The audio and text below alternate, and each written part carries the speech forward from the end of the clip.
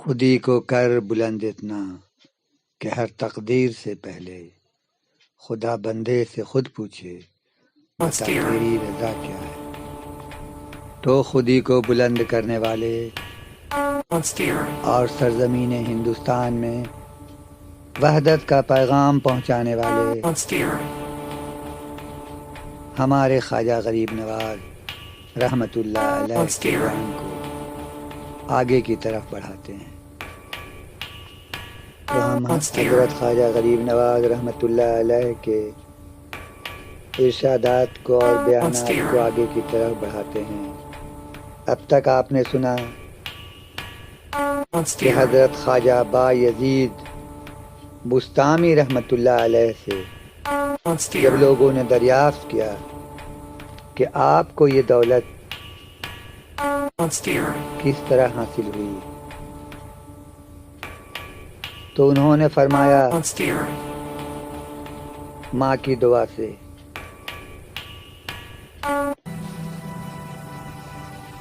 جب انہوں نے اپنے استاد سے ماں باپ کے رشتے کے بارے میں سنا تو بے تابانہ ماں کے پاس آئے اور اپنا سر ماں کے قدموں پر رکھ دیا اور عرض کیا کہ اے ماں، میں نے آج اپنے استاد سے ایک آیت شریفہ کے معنی سمجھے تو فوراً حاضر ہوا اور سر نیاز آپ کے قدموں میں جھکا کر فرمان خدا کی تعمیل کی۔ اب خدا کے حکم سے میں آپ کا سچا غلام ہوں، مجھے قبول فرمائیے۔ یہ سن کر والدین پر وجد طاری ہو گیا۔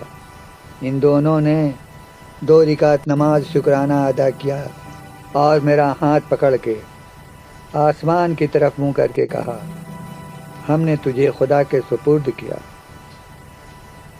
لہذا یہ جو کچھ تم دیکھتے ہو میری ماں باپ کی دعا کا صدقہ ہے۔ دوسری بات یہ فرمائی، ٹھنڈے کا موسم تھا، آدھی رات کے وقت میری والدہ محترمہ نے پانی مانگا، انہیں بہت زور سے پیاس لگی تھی۔ میں نے کوزے میں پانی بھرا اور ہاتھ پر لے کر گیا، مگر دیر ہو چکی تھی شاید، یا والدہ جلدی سو گئی تھی۔ جب آخر رات میں بیدار ہوئیں مجھے ہاتھ میں کوزہ لیے کھڑا دیکھا۔ انہوں نے ہاتھ بڑھا کر پانی کا پیالہ مجھ سے لینا چاہا، مگر چونکہ سردی کا موسم تھا اور زیادہ سردی کے کوزہ میرے ہاتھ سے چپک گیا تھا، اس لیے جب انہوں نے پیالہ اٹھایا تو میرے ہاتھ کی کھال اکھڑ گئی۔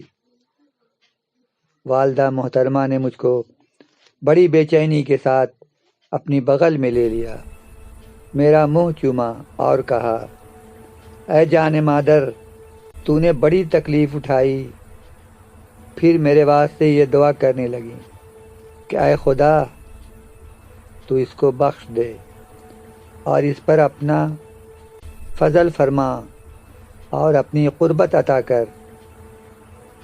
ان کی اس دعا کو جو انہوں نے بڑی بے چینی کے عالم میں کی تھی، اللہ تعالیٰ نے قبول کیا اور مجھ کو یہ بے کراں نعمتیں عطا فرمائی۔ اور دوسرا یہ فرمایا، کلام مجید کا دیکھنا بھی عبادت ہے، کیونکہ جو کوئی کلام مجید کو دیکھے یا پڑھے اس کو خدا تعالی 2 ثواب عطا فرماتا ہے، ایک کلام مجید کی زیارت کا ثواب، دوسرا پڑھنے کا، اور ہر حرف کے بدلے میں 10 نیکیاں اس کے نامہ اعمال میں لکھی جاتی ہیں، اور 10 برائیوں سے اسے پاک کیا جاتا ہے۔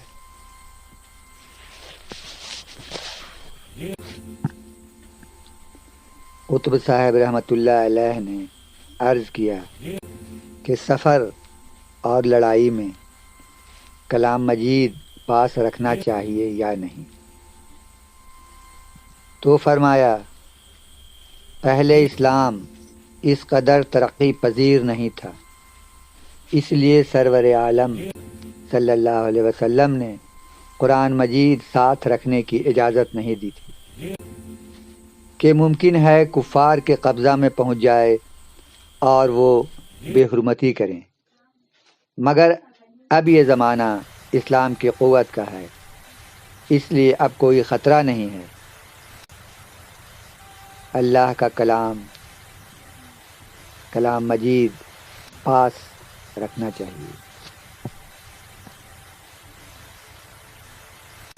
پھر ارشاد فرمایا، سلطان محمود غزنوی کو انتقال کے بعد خواب میں دیکھا گیا۔ اس سے پوچھا گیا کہ اللہ تعالیٰ نے آپ کے ساتھ کیا معاملہ فرمایا ہے؟ وہ کہنے لگے، ایک رات میں ایک دوست کے یہاں مہمان تھا، طاق میں کلام مجید رکھا ہوا تھا، دل میں خیال آیا یہاں قرآن مجید رکھا ہے، یہاں سونا بے ادبی ہے، اس لیے یہ ارادہ کیا کہ قرآن مجید اس مکان سے باہر بھیج دوں، مگر فوراً دل میں یہ خیال گزرا کہ قرآن پاک کو اپنے آرام کے لیے علیحدہ کرنا بھی تو بے ادبی ہے، بس میں نے اپنے سونے کے واسطے دوسری جگہ تجویز کی۔ یہ بات اللہ تعالیٰ کو اتنی پسند آئی اور قرآن مجید کا ادب کرنے کی وجہ سے مجھے بخش دیا۔ قرآن مجید کے دیکھنے سے آنکھوں میں روشنی زیادہ ہوتی ہے، دیکھنے والوں کی آنکھوں میں کبھی درد نہ ہوگا۔ پھر یہ حکایت بیان فرمائی کہ ایک بزرگ مصلی پر بیٹھے تھے اور قرآن شریف ان کے سامنے رکھا تھا، کیونکہ وہ وقت ان کے تلاوت کرنے کا تھا، اور قرآن مجید سامنے رکھا تھا، مگر وہ تلاوت کے وقت مشغول تلاوت نہ تھے۔ یکایک ان کی آنکھوں کی بینائی جاتی رہی، وہ دوڑے ہوئے میرے پاس آئے اور سر نیاز زمین پر رکھ دیا، کہنے لگے، میں نے بہت دوا کی مگر کسی طرح شفا نہ ہوئی، اب حاضر خدمت ہوا ہوں اور تمنا ہے کہ میری آنکھیں روشن ہو جائے، کیونکہ اس موقع پر ان کا وقت تلاوت ہونے کی وجہ سے کلام مجید سامنے موجود تھا۔ ان بزرگ کو قبلہ رو کھڑا کیا اور سورہ فاتحہ پڑھی اور کلام مجید اپنے ہاتھوں میں لے کر ان کی آنکھوں سے ملا اور فاتحہ شریف پڑھ کر ان کی دونوں آنکھوں پر دم کیا اور خدا سے دعا کی۔ اللہ تعالیٰ نے اس وقت ان کو بینائی عطا فرمائی، ان کی آنکھیں چراغ کی مانند روشن ہو گئیں۔ اور ایک حکایت ہے، ایک جوان فسق و فجور میں مبتلا تھا، تمام مسلمان اس سے بیزار تھے، بہت اس کو سمجھایا جاتا تھا مگر وہ کسی کی نصیحت کو مانتا نہیں تھا۔ الغرض جب وہ مر گیا تو مر گیا، کسی کو اس سے تردد نہ ہوئی۔ ایک بزرگ نے خواب میں دیکھا کہ اس کے سر پر تاج ہے اور کمر میں زرنگار پیٹی لگی ہے اور لباس فاخرہ پہنے ہوئے ہے، اور فرشتوں کو حکم ہوا کہ اس کو بہشت میں پہنچا دو۔ بزرگ نے اس سے دریافت کیا، تو نے تو اپنی زندگی فسق و فجور میں گزاری تھی، پھر تجھے یہ نعمت کیسے نصیب ہوئی؟ کہنے لگا، دنیا میں صرف ایک نیک کام ہوا ہے کہ جب میں قرآن مجید کو دیکھتا تھا کھڑا ہو جاتا تھا، تعظیم کرتا تھا اور اس کو عزت کی نظر سے دیکھتا تھا۔ صرف کلام پاک کی عظمت کرنے کی وجہ سے اللہ تعالیٰ نے میرے سب گناہ بخش دیے اور یہ درجہ عطا فرمایا۔ پھر فرمایا تیسرا یہ کہ کوئی شخص عالم بزرگ کا چہرہ عزت کے ساتھ دیکھے، اللہ تعالیٰ ایسے وقت ایک فرشتہ پیدا کرتا ہے جو اس کے لیے قیامت تک بخشش کی دعا مانگتا رہتا ہے۔ اس کے بعد فرمایا کہ جس کے دل میں محبت اور دوستی علماء کی ہوتی ہے، خدا تعالیٰ اس کے 1000 سالہ عبادت کا ثواب عطا فرماتا ہے۔ اگر اس درمیان میں اس کا انتقال ہو جائے تو حق تعالیٰ اس کو علماء کا درجہ عطا فرماتا ہے اور مقام اس کا علمین ہوتا ہے۔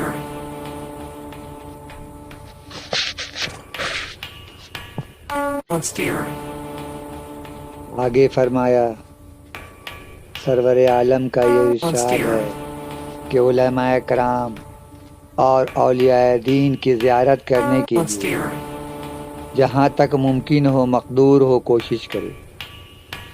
اگر 7 دن یہ عمل جاری رکھے تو حق تعالیٰ اس کے تمام گناہ معاف کر دیتا ہے اور 7000 سال کی نیکیاں اس کے نامہ اعمال میں درج فرماتا ہے، مگر اس کے ساتھ شرط یہ ہے کہ دن کو روزہ رکھے اور رات کو یاد حق کے ساتھ شب بیداری کرے۔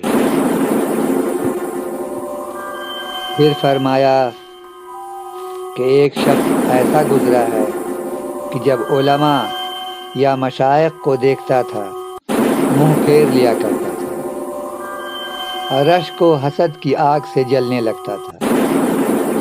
الغرض جب اس کا انتقال ہو گیا، جب اس کو قبر میں اتارا